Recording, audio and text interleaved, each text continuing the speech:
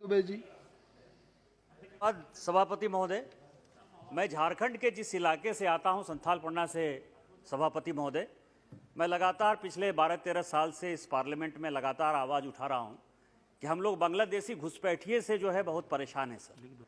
और हमारे इलाके की पूरी जो डेमोग्राफी है, चाहे वो गोड्डा की हो, चाहे साहबगंज की हो, चाहे पाकुड़ की हो, चाहे देवघर की हो, चाहे जामताड़ा की हो, या बिहार में सर चाहे कटिहार की हो, चाहे वो अररिया की हो, किशनगंज की हो, चाहे मुर्शिदाबाद मालदा की बंगाल में हो, पूरी की पूरी डेमोग्राफी बदल गई है सर। आज़ादी के समय मुस्लिम का पॉपुलेशन 30% था जिस इलाके में, आज वो 70%, 75%, 90% तक हो गया है।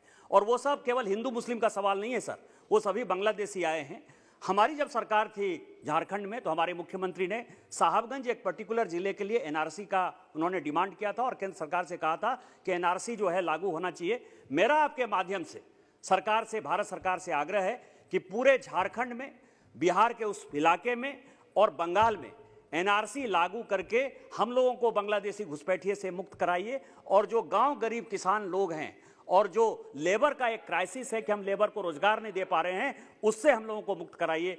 इन्हीं शब्दों का आपने समय दिया, इन्हीं शब्दों के साथ जय हिंद। बहुत बहुत धन्यवाद श्रीकांत दुबे जी। धन्यवाद सभापति महोदय।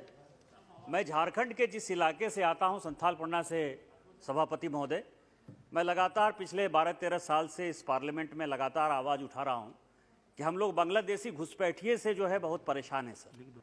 और हमारे इलाके की पूरी जो डेमोग्राफी है, चाहे वो गोड्डा की हो, चाहे साहबगंज की हो, चाहे पाकुड़ की हो, चाहे देवघर की हो, चाहे जामताड़ा की हो, या बिहार में सर चाहे कटिहार की हो, चाहे वो अररिया की हो, किशनगंज की हो, चाहे मुर्शिदाबाद मालदा की बंगाल में हो, पूरी की पूरी डेमोग्राफी बदल गई है सर। आज़ादी के समय मुस्लिम का पॉपुलेशन 30% था जिस इलाके में, आज वो 70%, 75%, 90% तक हो गया है। और वो सब केवल हिंदू मुस्लिम का सवाल नहीं है सर, वो सभी बांग्लादेशी आए हैं।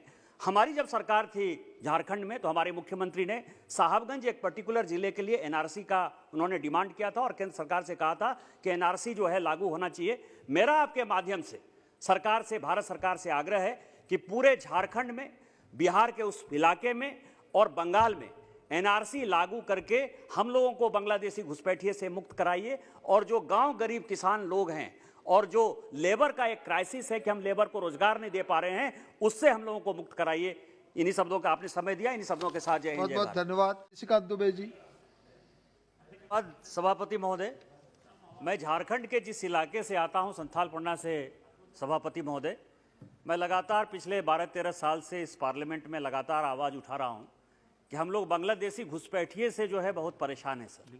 और हमारे इलाके की पूरी जो डेमोग्राफी है, चाहे वो गोड्डा की हो, चाहे साहबगंज की हो, चाहे पाकुड़ की हो, चाहे देवघर की हो, चाहे जामताड़ा की हो, या बिहार में सर चाहे कटिहार की हो, चाहे वो अररिया की हो, किशनगंज की हो, चाहे मुर्शिदाबाद मालदा की बंगाल में हो, पूरी की पूरी डेमोग्राफी बदल गई है सर। आज़ादी के समय मुस्लिम का पॉपुलेशन 30% था जिस इलाके में, आज वो 70%, 75%, 90% तक हो गया है।